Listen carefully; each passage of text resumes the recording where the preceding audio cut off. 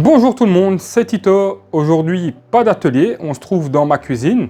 Alors, on va pas parler recettes, à proprement parler, on va parler technique. Alors, si tout comme moi, tu es vraiment nul en plomberie, suis-moi dans cette vidéo. Je vais te montrer comment remplacer un mitigeur de cuisine. Le nouveau mitigeur, je l'ai acheté sur Amazon pour une cinquantaine d'euros. C'est de la marque For Use. Et on va tout de suite voir ce qu'il y a dans la boîte. Alors, de la notice, de la mousse. On a le mitigeur en question, on a du flexible, des outils et la partie fixation. Pour le montage, on devrait avoir besoin de clés de plombier, une clé plate de 19, un tournevis cruciforme et une lampe frontale pour y voir un peu plus clair en dessous de l'évier.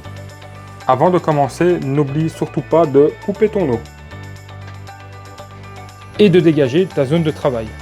Tu peux placer un essuie dans le fond. Quand on va défaire les flexibles, il y a toujours un peu d'eau qui coule, donc ça évitera d'en mettre partout. Tu n'oublieras pas également de couper l'arrivée d'eau froide et l'arrivée d'eau chaude.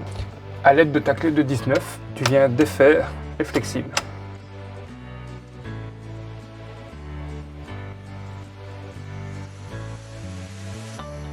Ensuite, tu viens défaire la fixation du mitigeur qui maintient celui-ci serré au plan de travail.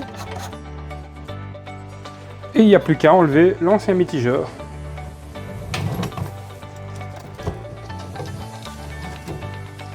Un petit coup de chiffon pour nettoyer l'endroit où viendra le nouveau mitigeur.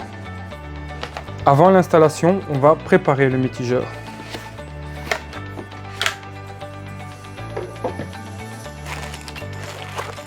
Je prends les flexibles que je veux venir fixer ici.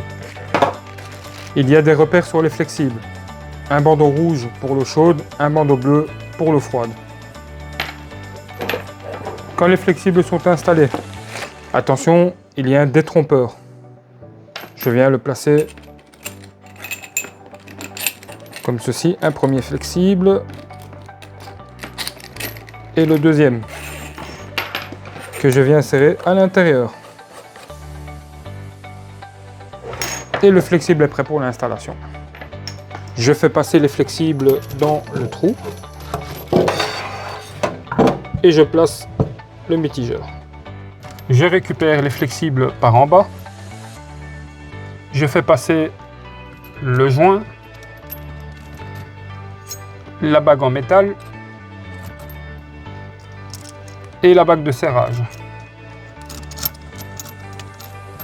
Quand on a les trois, je viens monter tout ça. On vérifie quand même que le mitigeur soit bien centré. Je redonne un petit coup de serrage. Je récupère mon tournevis cruciforme et je viens serrer. Ensuite, je prends le premier flexible pour l'eau froide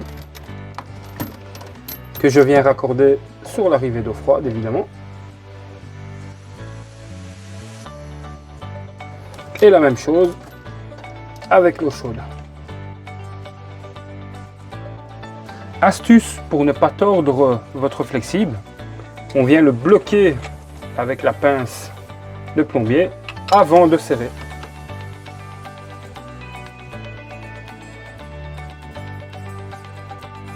Une fois le serrage effectué, on peut réouvrir les arrivées d'eau. Ensuite, on peut réouvrir la vanne générale. Et il n'y a plus qu'à tester si notre montage est correct.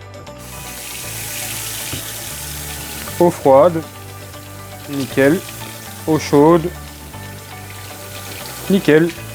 On peut aussi laisser couler l'eau un petit moment et aller vérifier en dessous au niveau des arrivées s'il n'y a pas de fuite, si tout est correctement serré. Voilà, vous pouvez être très fier de vous. Vous avez démonté un ancien mitigeur et vous avez monté un nouveau mitigeur. Tout ça sans fuite. Pour ma part, j'espère que cette vidéo vous aura inspiré.